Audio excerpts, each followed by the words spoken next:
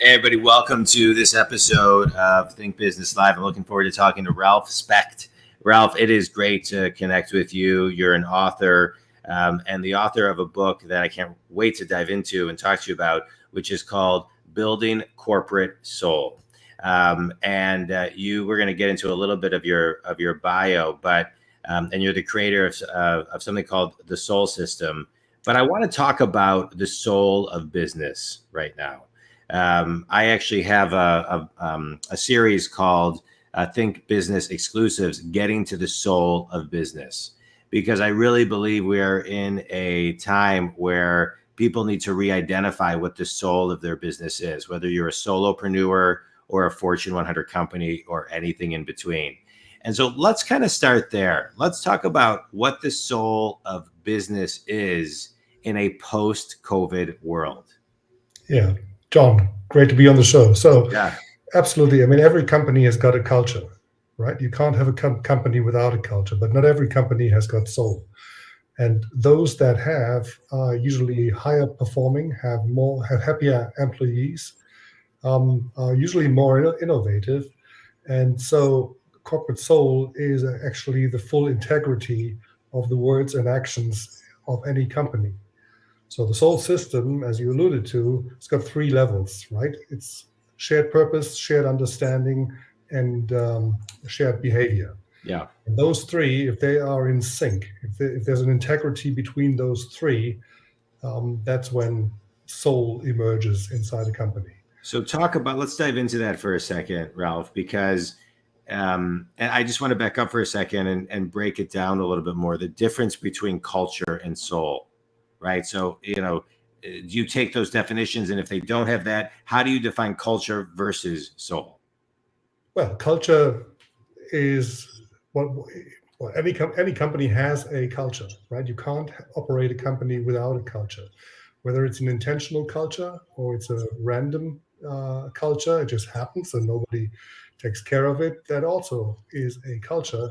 And the moment you get intentional about your culture, which is what I call spirit, the spirit of a company, that the leadership wants the company to basically feel like, then you are looking into all key elements that make that happen. And there are two areas that, from my perspective, are strategic areas. The first one is purpose.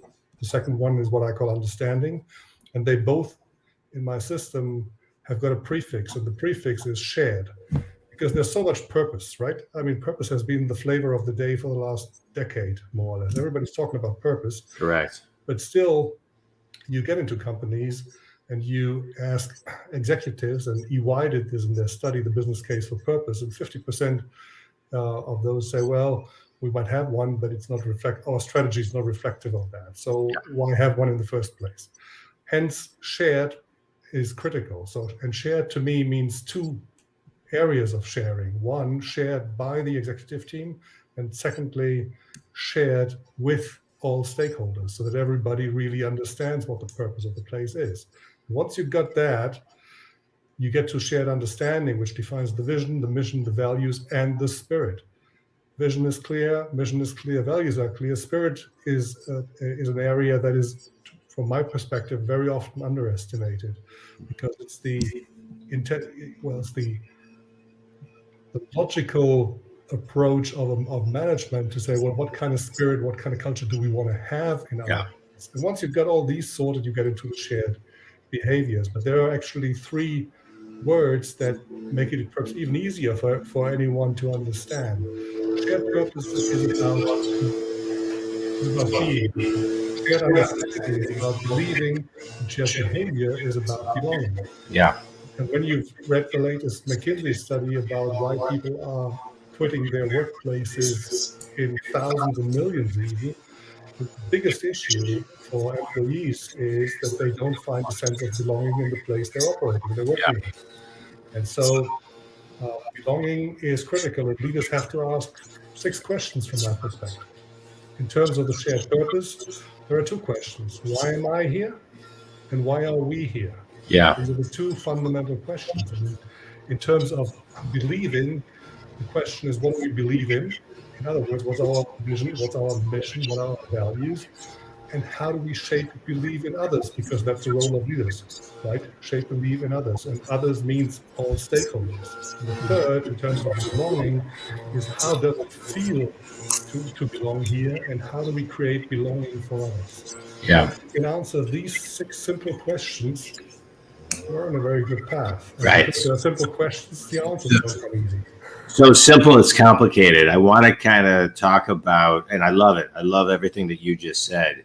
I want to talk about spirit, right? I want to talk about spirit because now we're moving into, intention, soul, spirit. I think during COVID, especially during the height and the lockdown, people got much more in alignment with their own personal spirit to then say, wait, is the company I'm working with or for or have in alignment with my spirit?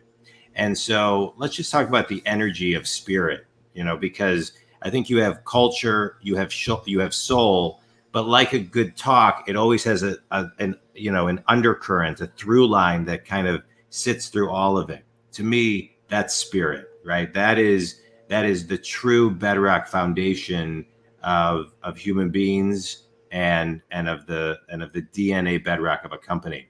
And so talk a little bit about to the leadership teams, right? And how they get into spirit. Sorry, they're like, I just got back from Florida and they're like, I'm working out of my house. And they're like, of course, like doing my lawn right now. So, but how they get out of ego to get into spirit? Well, question number 1 was, why am I here? And question number 2 was, why are we here? And if you start answering those questions, I think you get into that space where you are getting clearer about your ego, because not everybody who's got a big ego is very clear about it. Usually people around them are very clear about it, that person has a big ego. But if you ask them, you usually don't get a, oh yes, I've got a big ego response. So creating a sensitivity about the topic with leaders is critical. And I mean, I was just talking a few weeks back to someone who just came back from an advisory board conversation, and they had brought him in and asked him to help them with the culture, because their key issue was what they felt, our people are not empowered. And my friend who ran the session was basically turning his head and saying, okay, so if these guys are not empowered, but you are the ones who have to empower them, otherwise nobody else can. So if you don't, the problem starts here. And he looked into faces with question marks in their eyes, because they were like, okay. Mm-hmm. So it wasn't clear to them, although probably for everyone who would have joined the session from the outside would have been like, of course, yeah, what else, right? So looking into the mirror is sometimes a very, very important thing to do.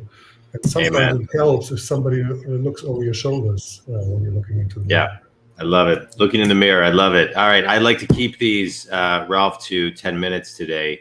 So I have a couple last minute questions for you. Speed round. Excuse me. I couldn't think. Favorite book and your favorite book and why? Leading from the Jump Seat from Peter Drucker. Perfect example of how to delegate and take responsibility. I love it. It's a great book. Best piece of wisdom you've ever received? A wonderful adage from South Africa. If you want to go fast, go alone. If you want to go far, go together. I love it. I love it. Tell everybody, Ralf, where they can learn more about you and buy your books. There's the website, which is buildingcorporatesoul.com. You can register there for the newsletter. You can connect with me on LinkedIn and Twitter, and you can do a quick soul check on the website of the company that you're operating in to see what kind of score on the soul box you've got. Good. I love a good test that you can take online. There you go. Ralf, it's been a pleasure. I just want to thank you for writing a book like this, because I think, a lot of people are trying to figure this out. A lot of people know that they want this. Maybe they just can't define it, what it is that they're looking for. And your book does that. It lays out the pieces, it lays out the questions, and it defines what I think many people are trying to figure out. It reminds me of a book by Stephen Pressfield, one of my favorites, The War of Art, which defines resistance, right? And it's like those books that can help you define are great. So I appreciate you taking time to tell us about the book. We'll have to have you when I'm at my office again and talk about it when I don't have all this commotion. But I appreciate your time. The community, check out Ralph's book. Thanks, everybody. Thank you.